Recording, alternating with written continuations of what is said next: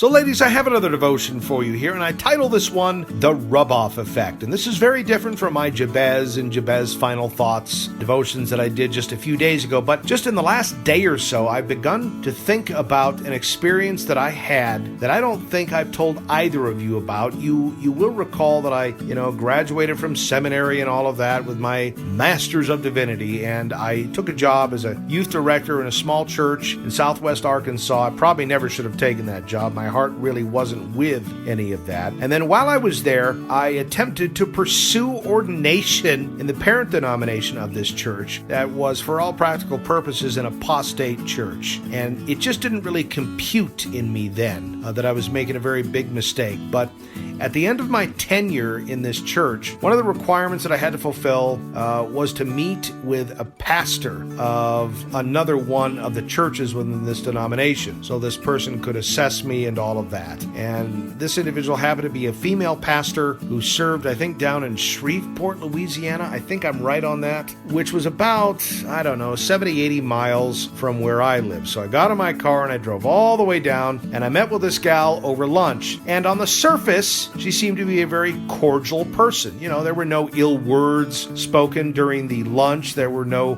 curses. There was no yelling, no physical altercations or anything like that. And, the meeting ended on a cordial note. But I felt that this person really wasn't a very nice and or warm person. Now, could I prove that in a court of law? No. That was just a feeling that I got. But on the way back home, I had remembered that the gal that I was dating at that time, and no, there was no hanky-panky or anything like that, had said, on your way back, you can stop at my house. I'm not going to be there because I'll be at work, but I'll leave the front door open for you, and I'll have some food in the refrigerator, and you can just sit down and rest on your way back. So, okay. So I stopped at her house on the way back, went into her house and sat down, and no sooner had I done that than I began to cry in an uncontrollable manner, and waves of despair, of hopelessness and confusion washed over me. And I didn't really understand what was happening at the time. I don't know. I was 31 years old at the time. But I think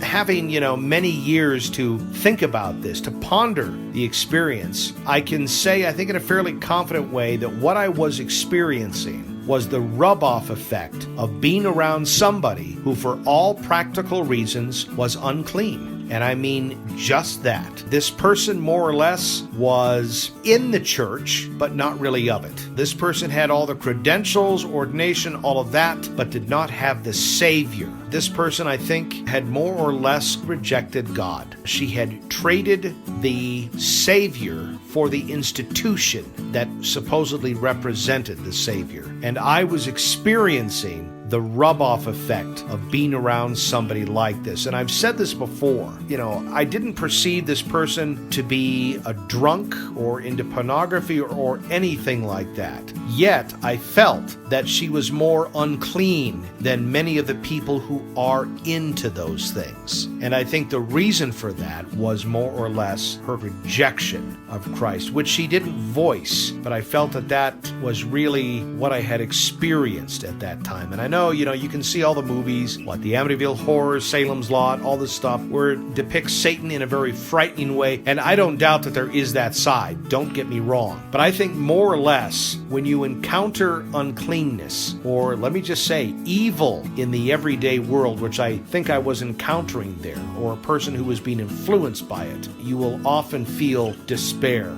worthlessness, things like that. And I have a verse for both of you. And this is a verse that I should have quoted at the time, but I just didn't have the sense to do it. But it comes from 1 John chapter 4, and it's verse 4 of that chapter. Ladies, never forget this. You are of God, little children, and have overcome them, because, listen, he who is in you is greater than he who is in the world. And I should have recognized that then, that he who is in me was greater than the uncleanness, the unclean spirits perhaps, that this woman had let into her life. God bless you both.